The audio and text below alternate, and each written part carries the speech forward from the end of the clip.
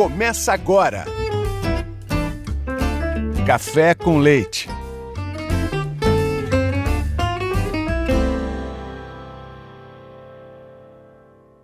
Bom, vou começar o programa de hoje realizando uma vontade que eu tenho há muito tempo, que é conversar com Alexandre Calil. Todo mundo fala para mim assim, mas o Calil é polêmico? Que bom.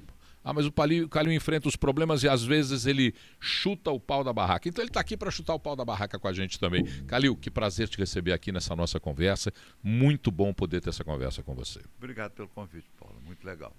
Bom, vamos começar do presente? Sim. Você agora foi ao PDT. Por um convite de Carlos Lupe, você vai ao PDT. O que te levou a escolher o PDT como sigla política num ano que é pré-eleitoral? Bom, primeiro eu precisava eu preciso de uma sigla, né? Porque a lei exige e tem que ter uma sigla. E se você der uma olhada, mas o PDT é governo, qual o partido que não é governo? Eu acho que é só o PL. Todos os partidos hoje, e vem de um bom tempo no Brasil, são governo, independente de qual governo seja. Que seja do Michel Temer, que seja da Dilma, que seja do Lula, que seja do Bolsonaro, todos ocuparam espaço.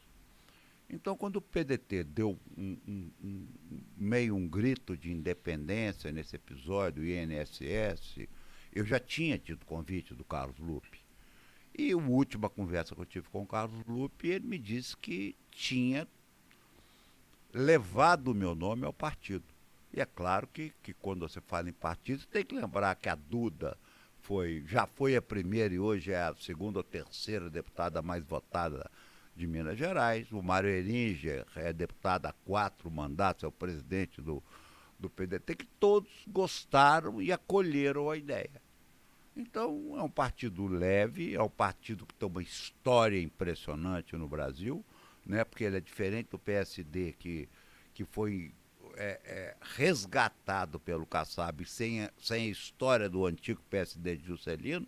No caso do PDT, não, é o mesmo PDT do Brizola, né, que ele trouxe quando voltou ao Brasil, que tomaram aquela história do PTB, que ficou com a neta ou filha do Getúlio, e ele fez o PDT. Então é um partido que tem uma história muito legal, e todo mundo sabe da história do PDT, leve, porque não não assume nenhum radicalismo, pelo menos até hoje, e era a terceira vez que eu tinha sido convidado pelo PDT. Então eu senti muito conforto na hora certa, no momento que eu tinha que me posicionar, e foi absolutamente tranquilo e leve. Com esse desenho, você acha que naturalmente o seu nome será colocado para disputa o ano que vem pelo PDT? É um movimento que foi feito com essa intenção, tanto por parte do partido como da sua parte? Não, isso foi colocado com muita clareza, sabe, Paulo? Eu disse que eu só iria por uma sigla que eu quisesse não ser candidato ao governo, não ser candidato ao Senado, mas poder decidir sobre isso. Então isso foi a única coisa que ficou muito clara na minha conversa com o PDT. Ou seja, se eu quisesse ser candidato ao governo, eu teria a sigla e o fundo partidário.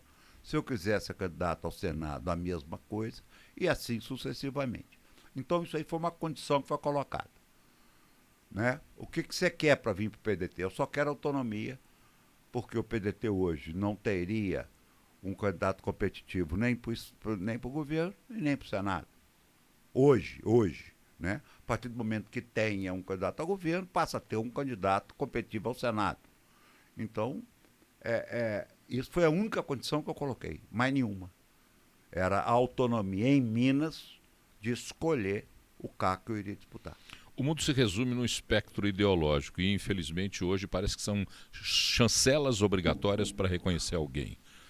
O PDT é um partido de centro-esquerda, às vezes com uma tendência um pouco mais para a esquerda, dependendo dos movimentos que o PDT faz. Como é que Calil se coloca dentro desse espectro ideológico e dentro do PDT? Olha, eu brigo muito com essa coisa de direita, esquerda, o que é direita, o que é esquerda. Porque nós estamos num país, Paulo, que sai manifestante com a bandeira de Israel sem saber nem o que é Israel, né? Você sai hoje, você pergunta pro cara, o cara vai, igual nós estamos aqui. Eu assisti o nosso governador num podcast falando que Marcos Aurélio nasceu 200 anos antes de Cristo. E está colocado, está posto. Foda-se se é verdade. Não é. Ele nasceu 100, ele errou por 300 anos. Né? Você não tem que saber a data, mas você não pode errar uma data por 300 anos. Então é o mundo do. Eu sou de direita. Você é direita por quê, amigo? Não sei, eu sou direita. Eu sou pátria, família, Deus, não sei o quê. É banheiro de homem, de mulher, não pode. Porra, isso é ser de direita? Por que existe direita e esquerda? Os caras nem sabem. Né? Que era pró-monarquia e contra a monarquia na Revolução Francesa. Os caras não sabem de nada. Então, quer dizer, um país que é aculturado igual o nosso, né? Tá falando de direita e esquerda. O que é a direita? É privatizar? É modernizar? É botar as estradas com piso decente, com pedágio? Isso é ser direita? Eu sou. Ou você não pode deixar ninguém morrer de fome? Ou você tem que saber que existe um lugar na pandemia que não tem dinheiro para comprar sabonete? Porque ninguém conhece a pobreza, não. Só quem foi lá ver. Foi lá ver. Eu fui lá ver. Nós tivemos que distribuir sabonete. Tá certo? Não é arroz e feijão só, não. É sabonete. Então isso é ser de esquerda? Então eu sou de esquerda. Então o que cabe à direita e à esquerda é a facilidade retórica de falar que eu sou de direita e eu sou de esquerda. Mas não é muito mais difícil fazer política assim, Calil, porque você estabelece um plano de governo como um membro do executivo. Você estabelece um plano de governo. Que identidade você dá para um plano de governo quando tem uma nação que não consegue entender o que é uma ação que é necessária para a gestão, distinguir isso de um lado supostamente ideológico do pensamento? Não é mais difícil fazer política desse jeito? O extremo, né? É claro que é. O extremismo só serve para o microfone. É óbvio que é. Eu digo isso sempre. O extremismo é muito confortável para subir na tribuna, pôr peruca, gritar, comer banana com casca, o caralho. Agora, quando você tem que meter a caneta e decidir, não, meu amigo, eu quero que o norte de Minas tenha uma estrada decente e não aquela imoralidade que tem lá hoje. Ah, vai privatizar, então vamos privatizar. Ah, eu quero que a escola, quem cuide da limpeza, do banheiro, estou falando o que eu fiz, tá, Paulo? Não estou falando o que eu acho, não, porque os outros acham, eu fiz. Nós vamos fazer escola, quem vai cuidar de limpar banheiro, de limpar a escola, de limpar isso, de limpar aquilo, vai ser iniciativa privada. Quem vai cuidar do Hospital do Barreiro, a portaria, a limpeza, o remédio, para compra, é privado. Agora, quem vai cuidar do rumo da educação ou do rumo do atendimento hospitalar é o poder público, porque é constitucional. Quem cuida da educação e da saúde, como da segurança, é o poder público. Cuidar da educação não é lavar banheiro, não é escolher se banheiro é masculino ou feminino, é o quadro negro, é atender o pobre, é atender quem precisa, com a mãe que chega com o pai, com o filho desesperado. Isso está falando quem fez. Qual é o meu aspecto? Eu privatizei, eu cuidei. Então qual que é? Com isso você quer dizer, por exemplo, que todo gestor do executivo deveria passar por uma prefeitura para aprender o que é atender diretamente ao povo, ao munícipe, para poder evoluir nessa tendência de governar como executivo? Não. Eu não tinha passado por nenhum cargo público. Né? A presidência do Atlético, que é um órgão, é um negócio de esporte, que é competição e que, por obra e graça de uma equipe espetacular e de muita sorte, eu fui vitorioso. E fui assumir a prefeitura. Não, você tem que sentar numa prefeitura e saber quais são os problemas reais. Mas para ser governador, você acha que seria necessário ele ter tido a experiência como prefeito? Para ser um presidente da República, ele deveria ter passado a experiência dele como prefeito para poder olhar essa gestão pública feita para quem tem a dor da gestão pública? Olha, você vê o seguinte, hoje são considerados os maiores, eu considero, os maiores presidentes que o Brasil já viu, Fernando Henrique, vão pela ordem cronológica, Getúlio Vargas, Fernando Henrique e Juscelino. Tirando o Juscelino, né? Tirando o Juscelino, ninguém exerceu nenhum cargo executivo e foram 2 grandes presidentes da República. Agora, ajuda. O Juscelino ele foi um prefeito muito bem sucedido, um governador muito bem sucedido e, consequentemente, um presidente. Porque se o cara foi um bom prefeito, ele não desaprendeu para ser governador e não vai desaprender para ser presidente da República. Então ele é mais confiável ao olho do eleitor, né? Porque ele já teve um cargo executivo, ele já tomou pressão, ele conhece. Mas não obrigatoriamente, porque dos 3 que eu citei, só um seguiu essa lógica que você falou. Um gestor executivo. Você foi gestor executivo, tinha tido a experiência com gestão no Galo, você mesmo falou, depois vai à Prefeitura de Belo Horizonte. Muita gente questiona, diz assim, mas os gestores executivos no Brasil deveriam ter um preparo melhor, um conhecimento empírico para poder fazer a gestão. Você acha necessário uma formação empírica para um gestor ou gestão é alguma coisa inata, que a pessoa chega lá e se adapta? É inato. Tanto na vida privada, quanto no futebol, quanto na prefeitura, é um negócio que eu não acredito em nada do estudo profundo para ser um grande gestor, de nada. A primeira qualidade do grande gestor você não aprende no colégio, que é trazer gente competente para perto e ter olho para gente competente, né? Então, quer dizer, o incompetente tem pavor do competente.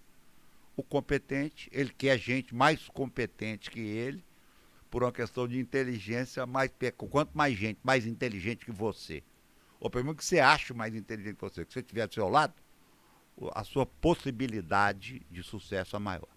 Essas escolhas são feitas naturalmente. Como é que você montou a sua equipe para a Prefeitura de Belo Horizonte? O que te norteou para montar o teu secretariado quando você foi prefeito? Exatamente igual eu montei minha equipe do Atlético. Eu não conhecia ninguém. Olha, 90% eu conhecia a Adriana Branco, que eu trouxe para ser secretária, chefe de gabinete, tudo lá perto de mim. Eu não conhecia Genilson, eu não conhecia Beato, eu não conhecia o André, eu não conhecia sim, mas como gestor, o Fuad, eu não conhecia a Maria Caldas, eu não conhecia a Maíra. Eu fui me informando de cada um. Então, o poder público cuidar de uma cidade, ele não é um clã de bons amigos. Porque tudo que é feito com amigo dá errado, né? Tudo que é feito com amigo dá errado. Amigo é bom para tomar cerveja, bater papo, levar para sua casa, tomar chopp. Você quer gerir alguma coisa, rodear de amigo, você pode saber que você vai se foder. Isso aí é o seguinte, traz gente do ramo. A Maíra, quem que é essa menina? Essa menina cuidou. Quem que é o cara em Belo Horizonte que mais fez gestão de ação social? Qual foi o melhor prefeito? O melhor prefeito foi o Patrus Ananias. Eu falei, foi ele? Foi. Patrus, você importa de vir cá? Eu queria conversar com você.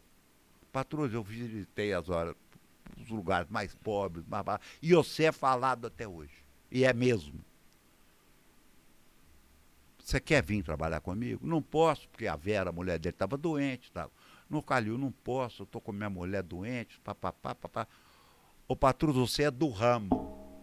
Mas ele é petista, foda-se. Ele é do ramo e é o cara que mais conhece esse trem.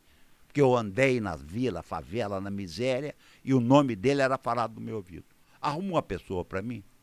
Calil, arrumei uma pessoa para você, uma moça nova, que gosta disso, parará. Muito prazer, Maíra, senta aí. Nunca se viu tanta necessidade de ação social nessa cidade igual na pandemia. É por isso que nós ganhamos 13 prêmios internacionais. Você acertou na pandemia com tudo que você fez? Como é que você avalia? Você voltaria atrás em alguma das coisas que você fez na gestão da pandemia? Não, hoje não. Hoje eu sei que eu acertei. Só que foi muito duro fazer sem saber se estava certo. Porque muita gente fala assim, vai quebrar todo mundo, vai quebrar a cidade. Nós éramos a terceira capital do país. Você imagina que se depois da pandemia, Belo Horizonte vira a quinta, ou vira sexta. Por quê? Foi Belo Horizonte que tomou a iniciativa primeiro, foi Belo Horizonte a primeira capital a fechar, foi Belo Horizonte que foi a capital mais dura contra a pandemia. Eu estava completamente inseguro, cara. Falar que eu sabia o que estava fazendo, não. Eu sabia que, do mesmo modo que eu citei a Maíra aqui, que eu trouxe, eu sabia que eu estava rodeado de gente de primeira categoria, que era o Unai, que era o Estevão e que era o Carlos, né? Três Três papas, médicos referência. papas, né? De primeira, de estrelas de primeira grandeza no Brasil. Aliás, que é uma qualidade da medicina mineira, né? Então, eram 3 papas. Eu vou fazer o que esses caras mandaram. E nós estávamos... Porque a gente esquece, né, Paulo? Eles acompanhavam a Europa. Eles acompanhavam. Quando chegava a notícia para nós, chegava a notícia que aconteceu em Milão.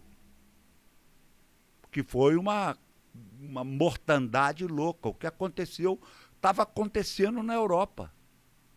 Então não foi um negócio assim de orelhada, não. Eles tinham gráficos em tempo real de tudo que acontecia na Europa. Então nós tínhamos 2 caminhos. Talvez se eu tivesse com 3 negacionistas de primeira lá, eu iria para o lado completamente errado, acreditando que eles é que estavam certos. Só que eu acho que doença quem trata é médico. Eu tinha que chamar médico para me orientar. Então não é o que eu fiz, não. O que eu disse para eles na primeira reunião é assim, eu vou muita responsabilidade para tomar decisões. Nós temos que ter aqui, o Jackson era que chefiava esse gabinete, que era o meu secretário de saúde, que foi, que ninguém sabe também, que foi um dos primeiros a estudar a AIDS, fez parte do Comitê Nacional da AIDS, então ele era também do meio, por uma ótima coincidência para o momento. Então eu falei, então nós vamos tomar decisão aqui, gente, mas com muita responsabilidade, porque eu vou fazer o que vocês falarem, porque eu não tenho medo de fazer. Então vocês vão ter que ter responsabilidade. Essas decisões arranharam a tua popularidade? Você sentiu que em algum momento você perdeu não só apoio de formadores de opinião ou de empresários, mas como um todo? Você se sentiu arranhado por tomar decisões que não eram as mais simpáticas no momento? Até a eleição, sim. Porque eu tinha um buzinaço marcado na porta da minha casa de 6h30, 7h30. Né? Todos os dias. Todos os dias eu ficava com vergonha dos prédios dos meus vizinhos. Todos os dias tinha um buzinaço contrário a mim, marcado religiosamente, segunda a segunda. Acho que parava na sexta, só sábado e domingo que eu não tinha o buzinaço. Então eu realmente falei, atrapalhou tudo, estou arrebentado politicamente, para lá. Só que veio a eleição, né? E eu me tornei o prefeito mais votado da história da minha cidade. Então hoje eu sei que, primeiro, não arranhou a popularidade, e segundo, que eu estava certo. Mas na época eu não sabia nenhum e nem o outro. Porque eu estava na bica da eleição, tomei atitude, porque o negócio é o seguinte, sabe, Paulo? Quando você está fazendo a coisa, quem concorda fica calado. Então, quem é contra que é barulhento... Se manifesta. Exatamente. Claro. Então, quer dizer, quem era a favor, porque aconteceu uma das coisas mais espetaculares que aconteceu na minha vida, que me deu uma noção exata da responsabilidade disso, foi o dia que eu fui fazer um exame, fazer um teste na Araújo. Apesar de eu ter facilidade como prefeito de fazer teste a hora que eu quisesse, porque eu era prefeito, tinha que ficar na prefeitura, apesar de eu ter ficado muito tempo fora, eu cheguei, no dia que eu liberei a aula com 20% da sala, foi uma coisa mais ou menos assim que eu não me lembro direito. Eu estava na fila esperando para fazer teste de Covid. Isso já é mais final, que eu já estava liberando. Sim. Que a Araújo tinha um teste rápido. Eu estava na fila, estava uma mãe com uma criança.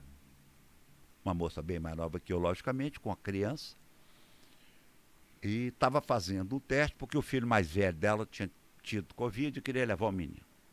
Aí ela olhou para mim, eu estava atrás dela na fila, falou, prefeito, como é que vai, tudo bem? Aí eu vi a criança, falei com ela assim, já vai a aula, né? Ela olhou para mim e falou assim, Não. Eu falei, não, não. Enquanto o senhor não falar que a escola está 100% liberada, eu não mando meu filho para aula. Não estou falando de periferia não, tá? Estou falando da Araújo Lourdes, embaixo da minha casa. Eu cheguei em casa e falei com a minha mulher, falei, que responsabilidade. Uma mãe só vai mandar um filho para a escola hora que eu falar que está liberado e que pode mandar todo mundo para a escola. Calil, agora vamos dar uma olhada no panorama do que nós temos hoje no Brasil e vamos ser diretos em duas avaliações que eu queria que você fizesse para mim. Como é que se avalia o governo federal, como é que se avalia o governo de Lula nesse terceiro mandato de Lula? Olha, o governo, ele tem uma vantagem, né? Ele veio de um governo muito conturbado e muito polarizado. Apesar de eu achar que a polarização faz bem para os dois, tanto para o Bolsonaro como para o Lula, por isso que não há esse grande interesse nessa unificação do país. Eles meio que se retroalimentam. Exatamente. Porque o que eu escutei na época da campanha é que nós íamos unir esse país e que ia acabar com esse negócio. E eu acho que nós tínhamos caminhos para isso, sabe?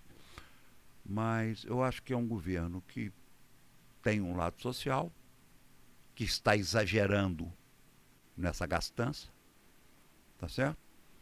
Acho que é um governo inchado, que essa estrutura é ultrapassada, mas que pode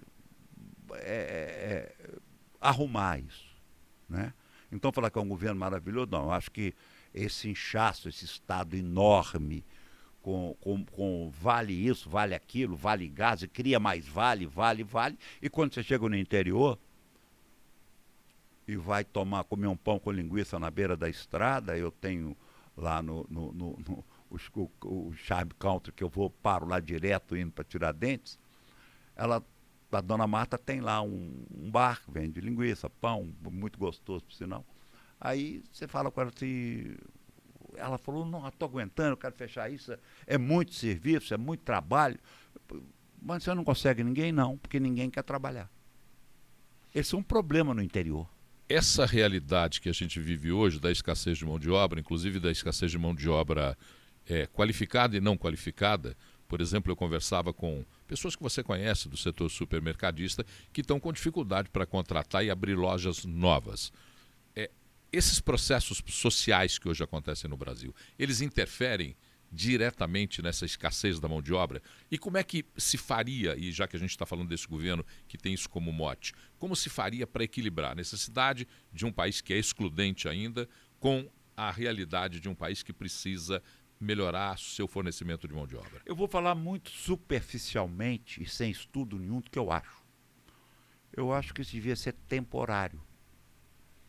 Isso não pode ser um meio de vida.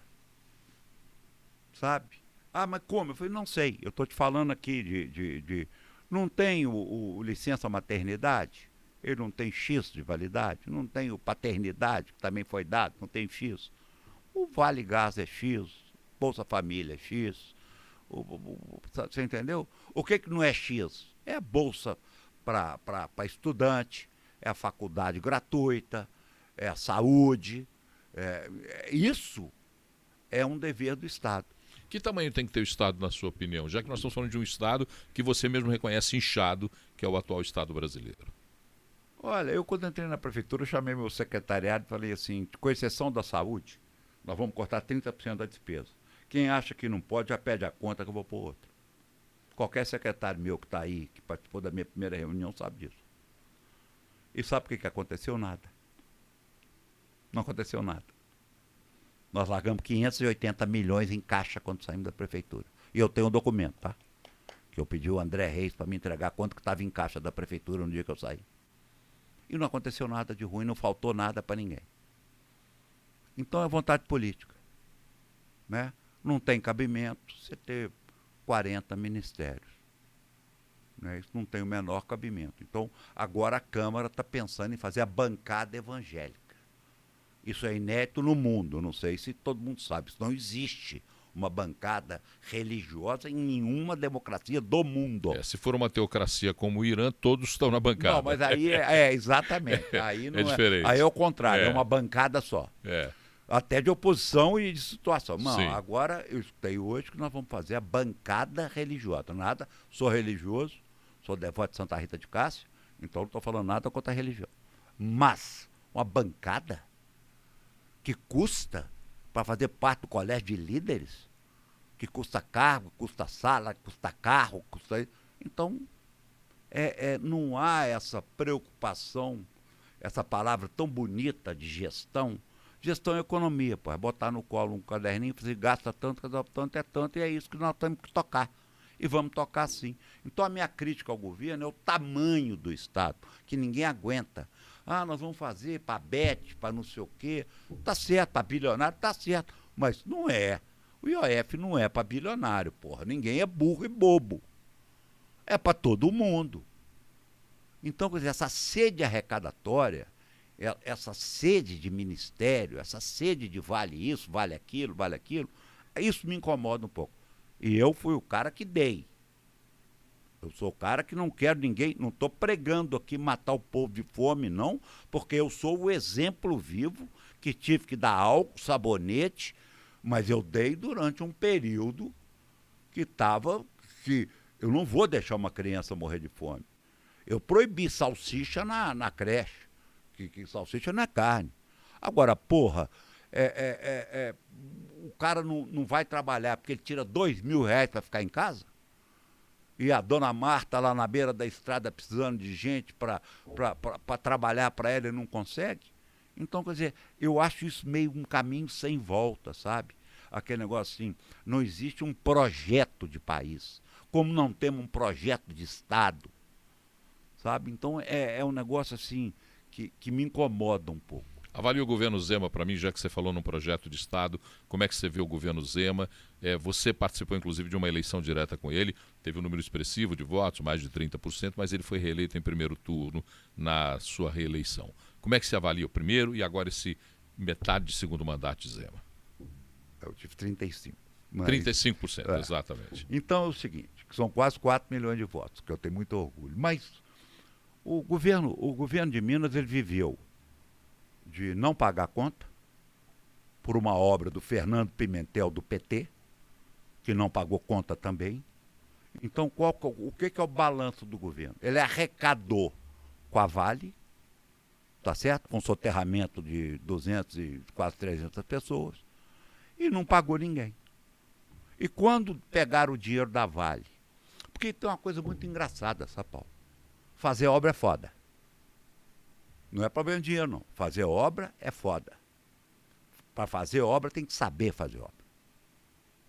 Nós estamos com o Rodoanel há 3 anos sem fazer um metro. Um Rodoanel que tem o dinheiro em caixa e não sai do papel. Isso é vontade política, isso não, é mau planejamento, é competência. Isso é competência. O DR está morto. O DR está morto. Mataram o DR. Depois que era... Olha, eu trabalhei lá durante 40 anos. Não como funcionário, como empreiteiro. O DR era um exemplo de técnica, de projeto, de engenharia, de fiscalização. Eu conheço a fundo. Como, quando eu entrei, a Sudecap também estava quase morta. Então você tem que recuperar os órgãos para depois você arrumar o dinheiro. Então você vai fazer uma bacia, uma obra de 300 milhões de reais, que foi o Vilarinho. Isso demanda competência, projeto. Nós fomos a São Paulo ver os piscinões, o que tinha de mais moderno. Nós fomos fazer, licitamos com a imprensa presente no Salão Nobre da Prefeitura, para todo mundo assistir. E foi feito e está lá. E está lá fazendo, está acabando, não sei, acho que a obra até parou, não sei porquê, porque o dinheiro estava garantido. Então, quer dizer, o que o governo fez? Quer vender as coisas, tem uma arrecadação que depende de Brumadinho, que dependeu de Brumadinho, de soterramento, que não vai ter mais, e não pagou ninguém, porra. Isso é governo? Você passa em frente, agora eles fazem propaganda lá no Palácio Tiradentes. Não tem fizemos tantos quilômetros de estrada, construímos tantos hospitais, demos tantos leitos. Não tem nada disso. Geramos 1 milhão de empregos. Eu fui para o aeroporto, quarta-feira que fui a Brasília me filiar, geramos 1 milhão. Geramos quem, mané? Quem gerou 1 milhão de emprego foi o empresariado mineiro, que luta, que não teve um benefício, que não teve uma estrada melhorada, que não teve bosta nenhuma para melhorar nada. Geramos 1 milhão de... E está colado a mentira, cara. Você passa... Quer dizer que nós colocamos 1 milhão de funcionários públicos para dentro? Desde quando o governo gera emprego?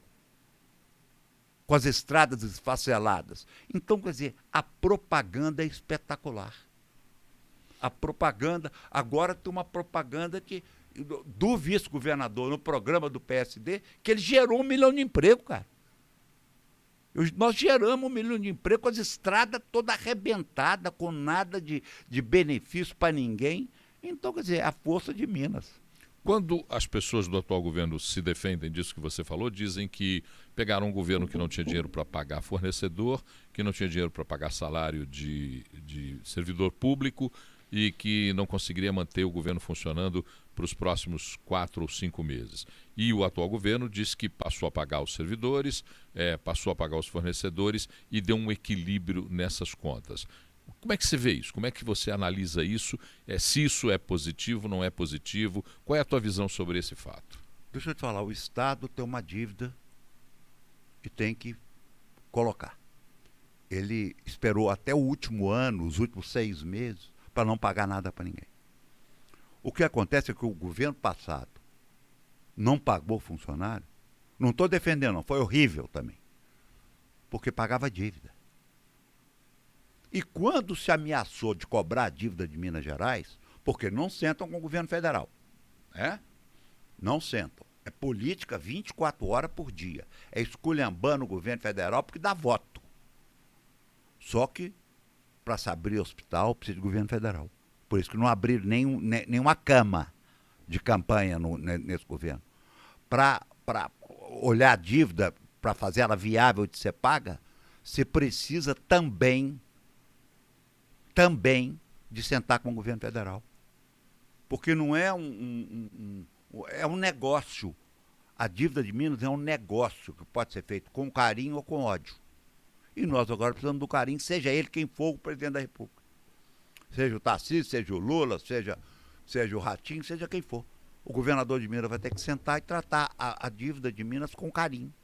Então não pagar então é o RH. Nós temos governo RH. Recurso humano, é pagar a folha. Porque quando faz propaganda de carro da polícia, a gente sabe que vem de emenda de deputado federal. E quando depende do governo, falta gasolina. Isso está aí para todo mundo ver. Cadê os 6 hospitais funcionando? Eu fui derrotado por 6 hospitais funcionando, meu amigo. Ah, não, porque está ficando pronto. Não, fazer o hospital funcionar não é construir hospital. Não, porque construir hospital qualquer um constrói. Só para você ter uma ideia, não sei se todo mundo sabe disso, 5 meses de hospital funcionando custam fazer um hospital. 5 meses de operação. Custa um hospital. O valor de um hospital construído. O Hospital do Barreiro, funcionando, em cada 5 meses você construía outro. Então, quer dizer, nós temos um governo que não atendeu ninguém, que fechou leito, fechou hospital em Belo Horizonte, inclusive, e diz eles que geraram 1 milhão de emprego, que eu não sei aonde que o governo gera emprego. O governador Romeu Zema tem projeção nacional para seguir o que ele pretende como candidato à presidência da República, na sua opinião? Eu acho que o candidato... Não tem. Mas eu acho que para ser candidato à presidência da República vai ter que mostrar o que fez. Né? Nós temos lá... Eu vou dar um exemplo idiota aqui, porque eu também não conheço o Paraná, muito menos São Paulo, não sei a história. Mas nós temos um governador que vai começar uma campanha. O Tarcísio vai começar fazendo um túnel junto com o governo federal, que ele foi lá fazer carinho no governo federal, um túnel debaixo do mar, levando Santos a Guarujá. Né? Eu sou um cara que eu ando 20 e tantos mil quilômetros de estrada por ano. Você sai da estrada de Minas e entra em São Paulo ou eu fiz Minas, São Paulo, Paraná. É um escárnio. Então, eu acho que o candidato ao governo, ele não tem chance nenhuma, porque ele não tem o que botar na mesa, nada de impressionar. Sendo que o Paraná tem. E é o mais grave, sabe, Paulo? Estradas federais do Paraná. Estão todas arrumadas, asfaltadas, com pedagiadas. E aqui não há boa vontade. Não há, nem quando era o amigo e nem quando virou o inimigo. Fala sobre política um pouquinho. A política brasileira virou espetáculo de mídia social, na sua opinião? É mais ou menos aquela história de quando está com o microfone, quando é o legislativo, é muito fácil. Tá? Não, quando você vê a imagem do Congresso, tá todo mundo com a mão para cima. Não tem ninguém nem prestando atenção no que estão sendo falado e discutido lá. Mas eu acho que o executivo não. Eu acho que quem está preocupado com a rede social, tem a caneta de decidir na mão, vai se dar muito mal.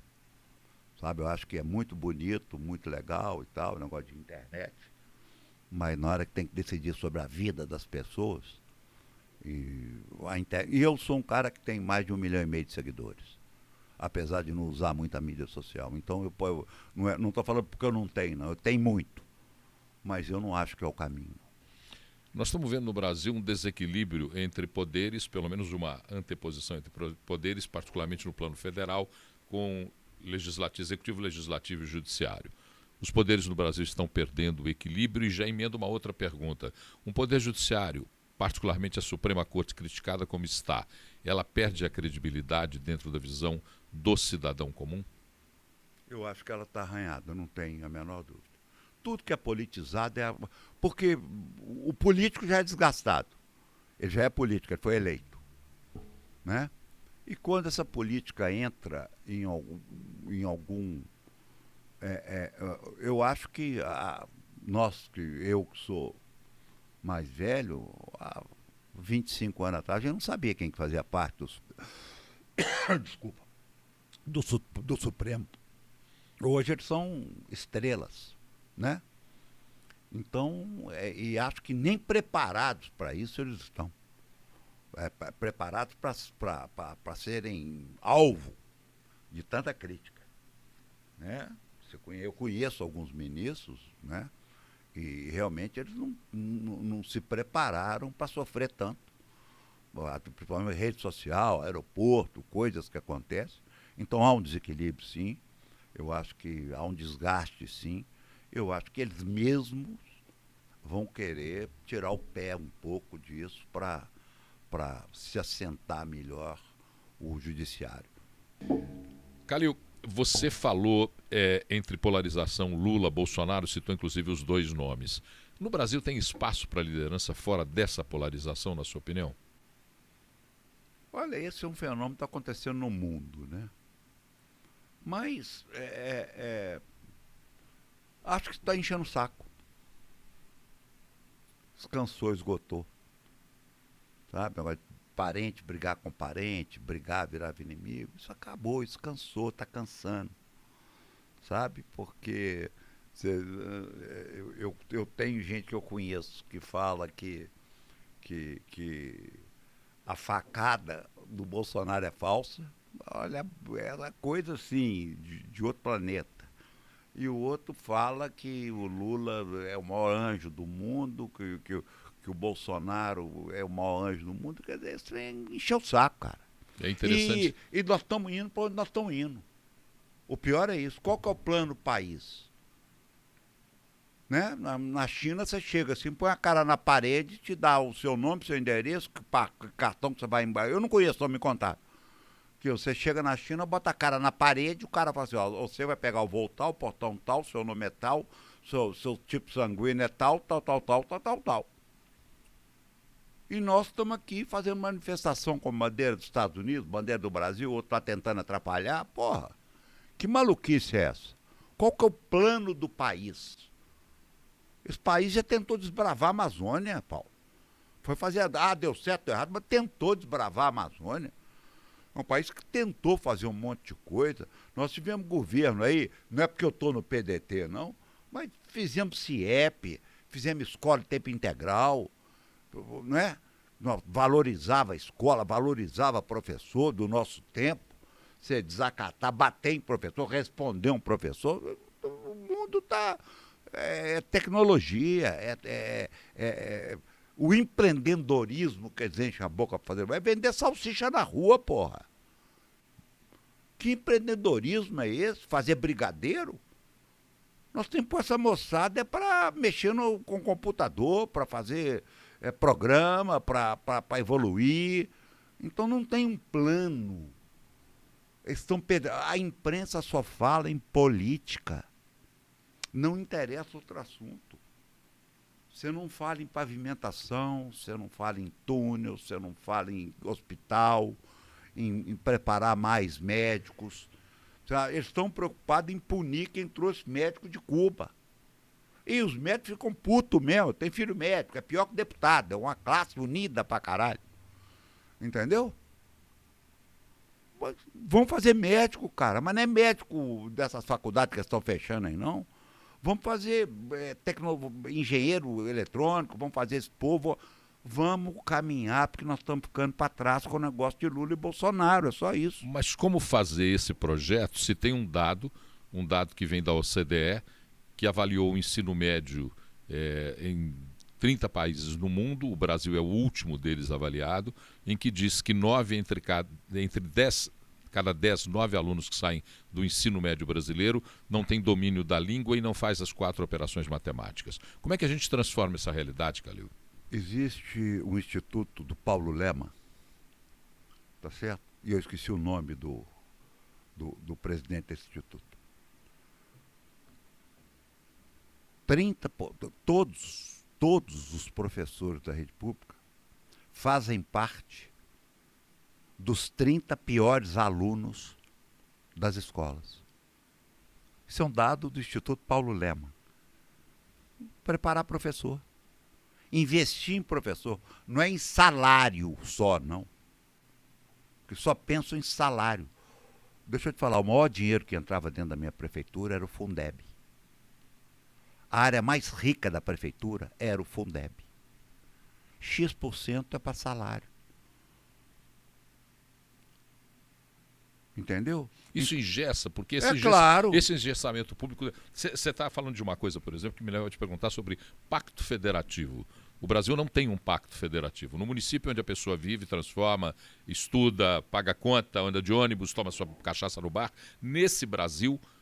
É o Brasil mais fraco, sob o ponto de vista do investimento e da retenção dos próprios impostos. O Pacto Federativo no Brasil é uma mentira. Não existe, não interessa, Paulo. E por que é que não interessa? Porque a boa vida está em Brasília. Porque não interessa. Entendeu? Um prefeito para marcar a hora com o presidente da República é inimaginável. Entendeu? Belo Horizonte abriu um hospital de 540 leitos, quando eu fui prefeito, por um motivo muito simples. O presidente da República me recebeu, escutou. Não gosto do Michel Temer, você pode não gostar, mas foi o melhor presidente para Belo Horizonte dos últimos 10 anos. Presidente, nós temos um hospital lá fechado, cara. São 544 leitos. Atende 1%. Nós vamos abrir o hospital. Nós vamos abrir o hospital. Abrimos o hospital em 6 meses. Por uma vontade política de um presidente da República. E de um prefeito, claro. Que não fez mais do que obrigação. Tinha que ir lá para pedir. Então, quer dizer, não interessa. Eles estão preocupados em botar para votar blindagem. Não interessa a opinião pública. Perigosamente, essa emenda obrigatória está desimpedindo os políticos de uma agenda popular. Não interessa aquela vergonha que foi feita, e passaram uma vergonha, né? Além da proposta ser uma vergonha, ainda ficaram desmoralizados com outra vergonha. Você está falando da PEC da blindagem. Claro. Uhum. Porque não interessa a opinião pública. Quando não interessa a opinião pública, o Pacto Federativo é quebrado. Porque onde é que ele tem voto é no município. Se ele foi lá, entupiu o município de dinheiro, não sabe nem como é que gastou. Porque só de emenda irregular, dizem que tem mais de 600. 600. 80% das emendas parlamentares do Brasil e das emendas propostas pelo governo, isso é um dado que foi divulgado agora pela Consultoria Econômica do Senado, 80% delas não têm dotação orçamentária. Elas têm o projeto, têm a lei e não têm dotação orçamentária. E quando tem, foram aquelas PICs que não sabia para quem era, quanto que era, para quem era, qual projeto que era e nada que era. E nós estamos andando para trás. Né? Rui Barbosa foi senador. Juscelino foi senador. Vamos lá, vamos agora fazer primeiro um review da sua história como prefeito de Belo Horizonte. Você sai da prefeitura com um índice de popularidade incrível. Você tem saudade do tempo de ser prefeito em Belo Horizonte? Não, saudade não, né? Eu tenho, de tudo que eu larguei, desde o Atlético até a prefeitura, eu acho que é um legado. Eu acho que a gente não sente saudade do que larga, não. Eu não tenho saudade que eu queria ser o prefeito. Não, eu acho que eu fui prefeito no tempo certo. Fui presidente do Atlético no tempo certo. E você queria voltar? Não, posso até voltar, mas eu não tenho saudade. Eu tenho um sentimento mesmo, de verdade, né, da boca para fora, que eu fiz o que eu tinha que fazer, que o dever foi cumprido, num momento foda, né? Foi o pior momento da história da prefeitura. Então Deus reservou isso para mim. E o cidadão Calil vê como hoje a administração municipal? Não, eu vejo que tem pouco tempo.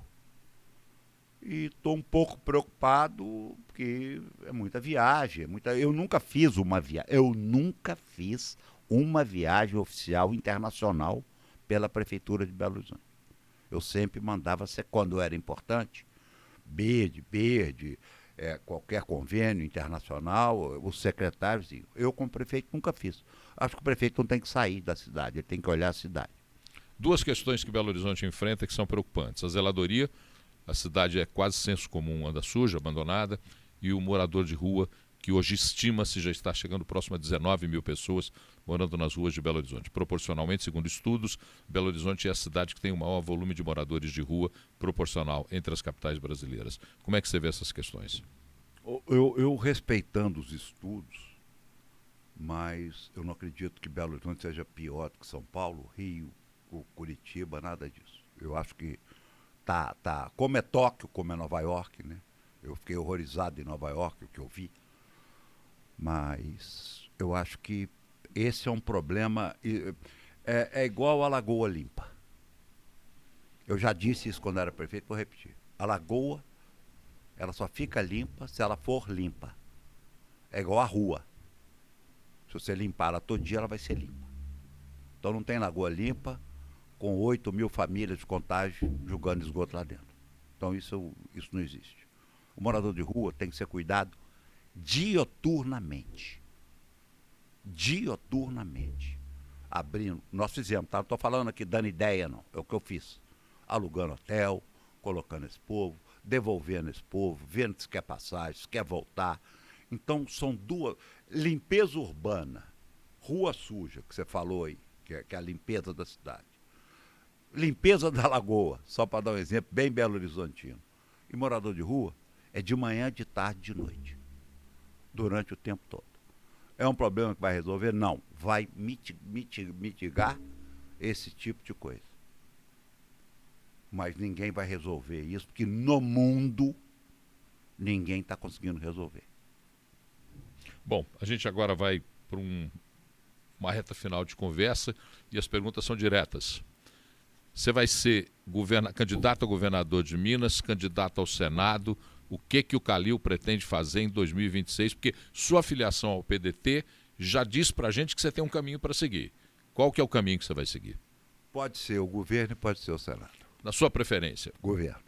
Você, hoje, candidato ao governo, teria que plataformas para apresentar para o eleitor?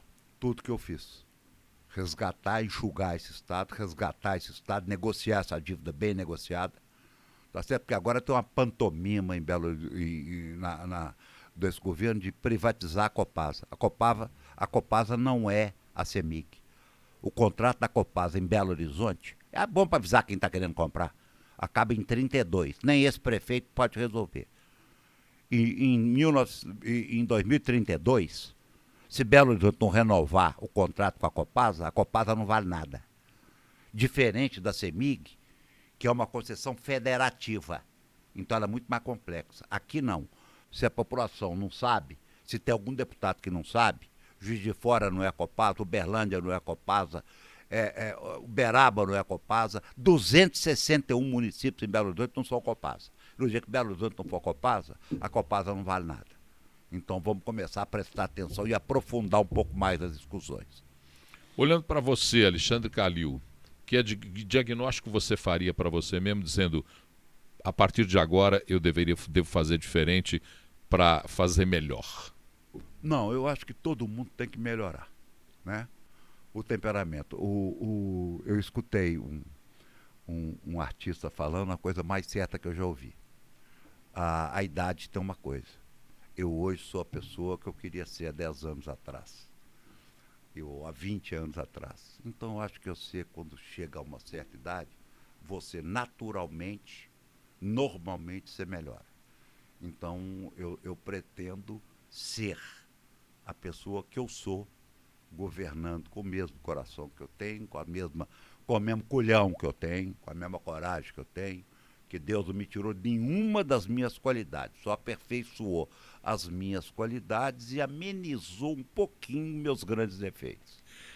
Olhando para dezembro de 2026 e abrindo um site, porque hoje já não tem mais jornal, abrindo um site dos grandes jornais, que manchete você gostaria de ver com o seu nome?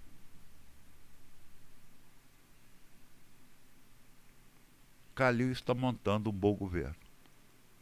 Alexandre Calil, muito obrigado por essa prosa, é sempre um prazer. Espero repetir muitas vezes essas conversas, porque a vida da gente vai se dinamizando e outras coisas podem ser faladas. Muito obrigado por ter conversado conosco. Obrigado pelo convite, Paulo. Foi um prazer. Termina aqui. Café com Leite.